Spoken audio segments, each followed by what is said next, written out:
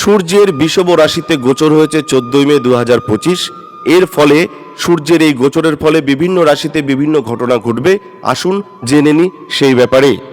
এবার কুম্ভ রাশির যারা জাতক জাতিকা রয়েছেন তাদের জন্য সূর্য গ্রহ আপনার সপ্তম ভাবের অধিপতি, আর এই ভাবের সম্পর্ক জীবন সাথী আর ব্যবসা পার্টনারের সাথে হয়ে থাকে।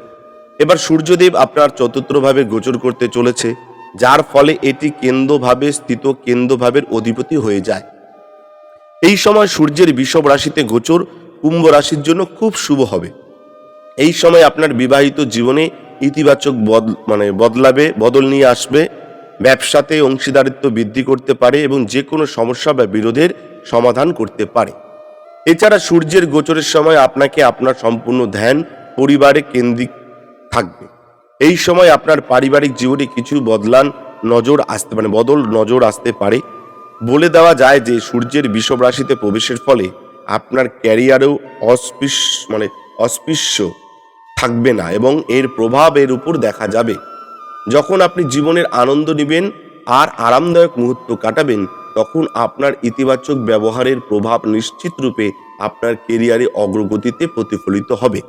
এই কারণে লোকেরা আপনাকে একজন প্রফুল্ল এবং সুখী ব্যক্তি হিসেবে জানবে, যা আপনার জন্য ফলপ্রসূ হবে। সপ্তম ভাবের অধিপতি সূর্যদেব চতুর্থ ভাবে বসে দেখবেন সূর্য দ্বারা 4 থেকে 3 কেন্দ্র ভাবে প্রভাবিত হবে। যেমনটি আমরা জানি যে কুম্ভ রাশির অধিপতি শনিদেব, যা কখনো কখনো ইচ্ছা আর দায়িত্বের কারণে আপনার জীবনে সমস্যার সৃষ্টি করতে পারেন। এই সময় আপনাকে এই দুটির মধ্যে ভারসাম্য রাখতে হবে। যদি আপনার এই পরিস্থিতি মোকাবিলা করতে সফল হন, তাহলে সূর্যের এই গোচর আপনার জন্য বিশেষভাবে শুভ হবে। এটি আপনাকে নতুন সম্পত্তি কেনার এবং বিদ্যমান সম্পত্তি বৃদ্ধি করার কাজেও সহযোগিতা করবে।